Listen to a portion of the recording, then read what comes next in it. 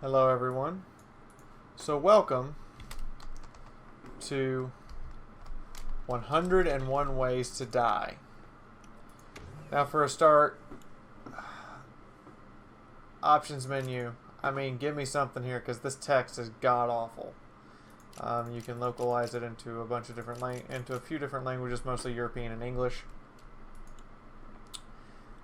Display is pretty limited. You do get anthroposcopic filtering, but God, that is still horrid on my eyes. Resolution will go as high as you possibly want. Keep. Okay, I want to go back. Alright, to go back you have to hit the actually backspace key or right click your mouse. The controls are pretty much mouse and keyboard, or you can use the Xbox gamepad. There's no real key mapping here. So there's not a lot of options to it, but then again, there's not a lot of needed options to it. So for those who are curious, this is a physics-based puzzle game in which you're killing things called splats. So there's the basic splat, and then I believe, yeah, we get new splats as you go on. So first time I've encountered a tank splat, but there's also a running splat. There's a few other different critters, so to speak. Well done, you've made a mess of the basement. It's time to unleash my new creation, the tank. The tank is slower than Splash to short, but is heavily armored. Okay, so we have some traps here to play with. I'm going to throw someone up into that mine. And what else do we want to do here? We want to place a mine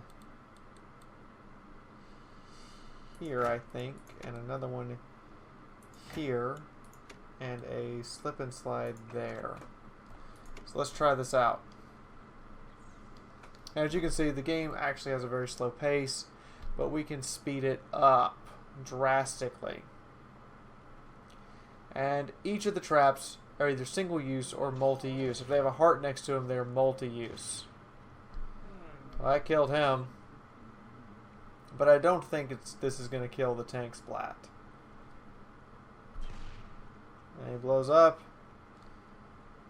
He blows up again. Ah, I didn't angle the mine correctly. Okay, restart. But this is the entire gameplay. I mean, there's not a hell of a lot to it.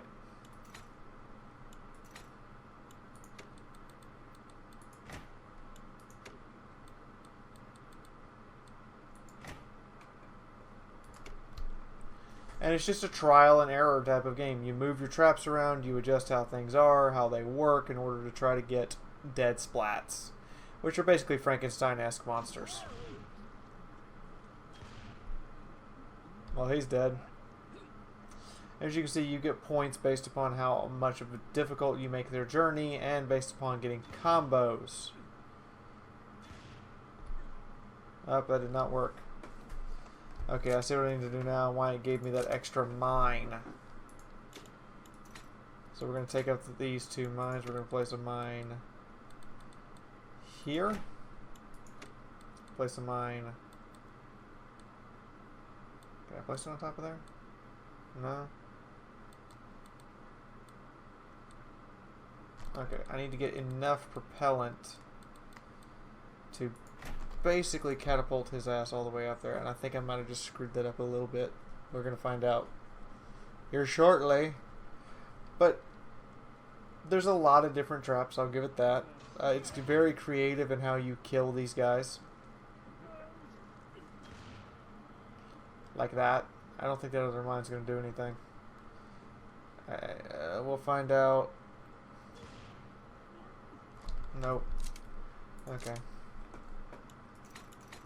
And you're just trying to murder these guys, these poor innocent guys.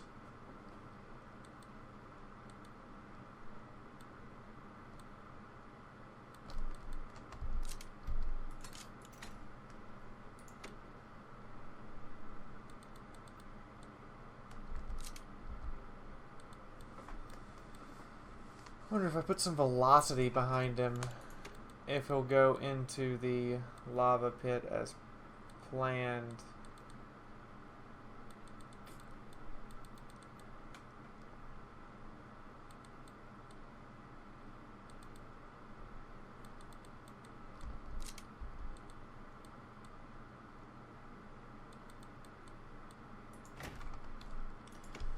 Let's try this out. I mean, there's a lot of different things I could do with these traps to figure it out exactly, and we're trying to get exact because we need to kill both these guys in order to advance. As you can, one of the objectives is the tank splat has to die in the lava. Like, he has to die. So we got his buddy.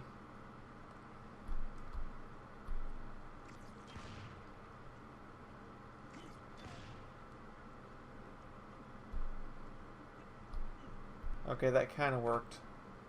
Alright, I see what I have to do now. So we need to move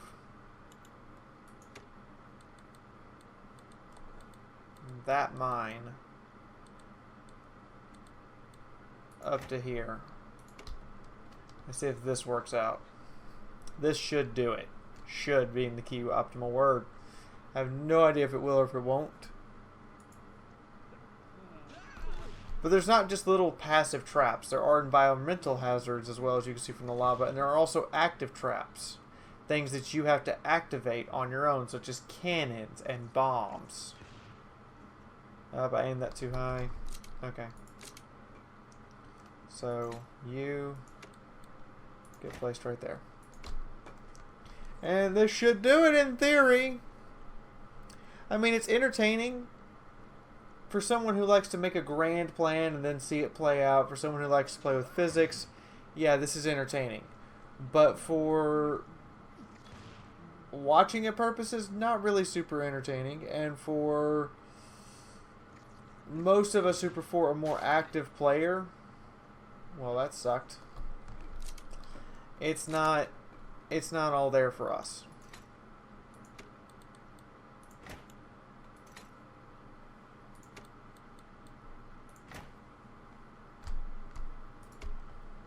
I wish I could speed it up even faster. I want to complete this level. But this is what you can expect to be doing for a few dozen levels. It's not terrible. The physics in it are pretty good. Nice little 2D game. You're the Grand Master Scientist, or you're the, I guess, undergrad student of the Grand Master Scientist. Okay. That's still not working.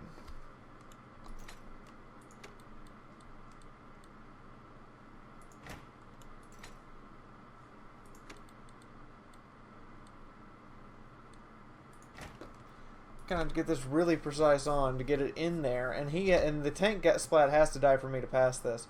And the only way I can kill him apparently is to throw him into the lava. Yeah, well, screw you. Now imagine you could get creative and force that guy to hit that mine somehow. That didn't work. Okay.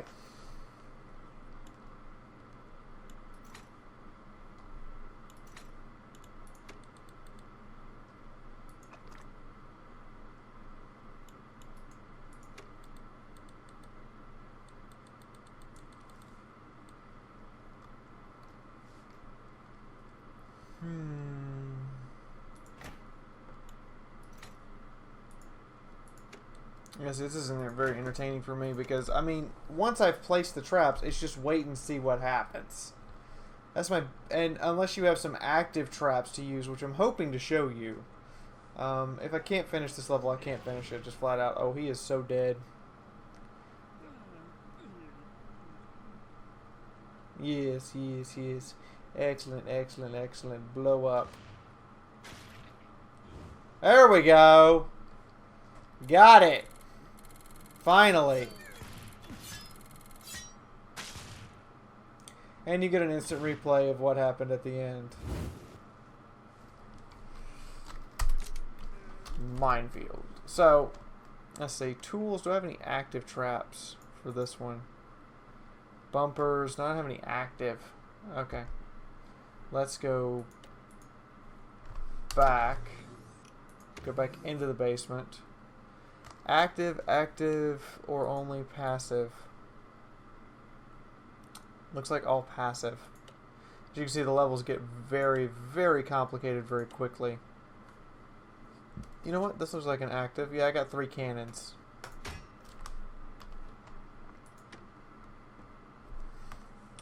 3 cannons. Now they can't reach here. And I've got a slip and slide and a stun bomb. I get the feeling the slip and slide is going to get used here. The stun bomb is going to get used here. And I guess I just fire the cannons one at a time.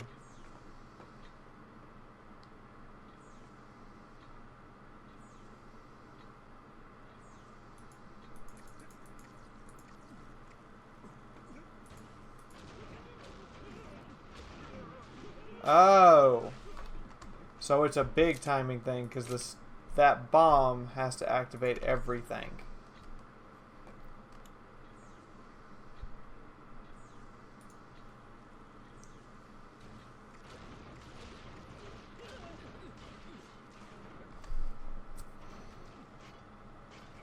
How are you alive? I shot you.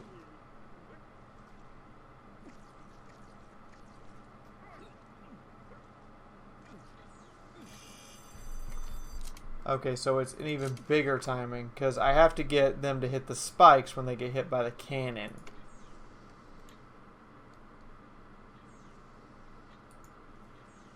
See if I do it earlier.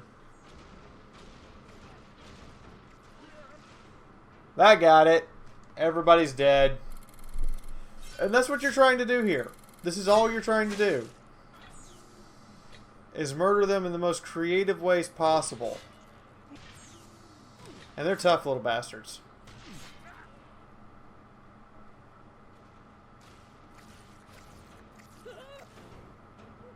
They were anyway. But that is the entire premise of the entire game. This is what you're doing for a few dozen levels. You have the basement, the control room, biozone, sector 0. There's this vault over here, which shows you all of the ways that you have found to die. There are apparently 101 in the entire game, and you can actually flip through them. Anyway, that's the entire game. This is all the gameplay that you really would be doing. Not very exciting to watch, not a lot really to it, but at the same time the physics are very well done. I can say for a person who likes this kind of game, this is something you might enjoy. But let's go take a look. Yes, I want to exit the game. Let's go take a look at the Steam page and see exactly what we're looking at here in terms of, well, gameplay, so to speak. And then we will be moving on. Alright, so here we are at the store page. How do I feel about this? Well, it delivers what it promised. I'll give the dev that. The physics are very good. They're very consistent. It lets out your inner genius, so to speak. But the game does have its problems and its faults. There is no ability to design player-created levels, which is a big drawback. This would have had a huge welcoming if there was a Steam workshop that I could design my own levels in, or just a level creator for players. Without that, it really hurts it. As far as the plot, basically you're working for a mad professor who suddenly needs to recreate his thesis called 101 Ways to Die for his rewrite of the classic book of recipes. Fair enough, and you do deliver what you promised, which is blood splatter and gore, and the ability to devise your own unique, mad, evil scientist ways of slaughtering these helpless creatures you have created for the sole purpose of killing them. However, I see very limited to no replayability for this game. Each of the puzzles only really has one way in which you can get the mastery of the puzzle. So once you've solved the puzzle, there's no point in coming back to do it again. You're not going to want to. You solved it already. It gets frustrating also very quickly because you're given very limited tools to work with, and you find yourself constantly just rubbing up against the grain, like, how do I get this perfectly as the designers intended, which is a problem. However, if you're up for that type of cerebral challenge, if you like this style of strategy and trap planning, if you like things like Dungeon Keeper or Overlord, you might enjoy this quite a bit. But because of its passivity, once you've started your traps only on levels where you have active traps like cannons, do you actually get to do much of anything? I just don't feel it. You know what I mean? There is that satisfaction when stuff happens correctly, but there's that frustration over and over again as trial and error starts to compound on you, and you're like, how do I get this to work? So it might not be the game for everyone. Overall score is a 3.7 out of 5 for those who want a score-based system. I'm not a particular fan of them, but I know there are a lot of people who are, so 3.5, meh. 3.7 actually is what I said, so 3.7 out of 5. As far as, because it delivers everything it promised, and I could see a couple hours of gameplay out of this, but with a lot of the elements I mentioned missing, it hurts it significantly in the replayability department and the I'll come back to it and finish it. The completionist type player would love this, but if you're not really a super completionist and you're not into cerebral thinking type of games, this is not your game. Rage factor, 4 out of 5. You're going to get frustrated as hell. I got frustrated. I got super frustrated. Would I recommend it? Yes, but only under the conditions that this is your type of genre where planning and execution to cause massive amounts of blood and gore is your thing. Unleash your inner serial killer and psychopath, sure. But if that's not your thing, this is not your game. At the end of the day, I've actually played it for over 2 hours, but I've only played like an hour before I did some more playthrough to get ready to review. In the meantime, if you found this review particularly helpful or entertaining, hit the like button. If you would like to support the channel, you can do so through Patreon, or you can click on the ad at the end of the video. You want to see more stuff about Fiaura? There's this big red subscribe button. You should push it. Cannons and fireworks go off and you get cookies. Maybe. Here's the previous Brutally Honest review for you guys. I hope you can go check that out too. You might find something you like, or you might find something I warned you against, i.e. Chiku in this case. In the meantime, from my house to yours, this is Fiaura, signing out for right now, and I will see you all in the next video. Bye-bye, everyone! Or that rotates me. Kind of like that. I have a little boost that I can use.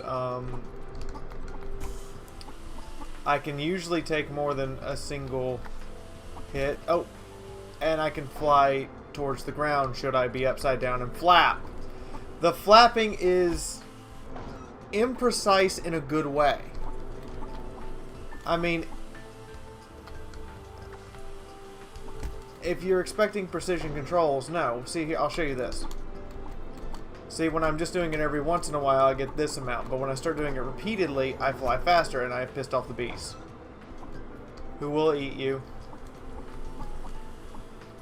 Everything here is out here to kill you. And your sole objective is just rescue your baby chicks.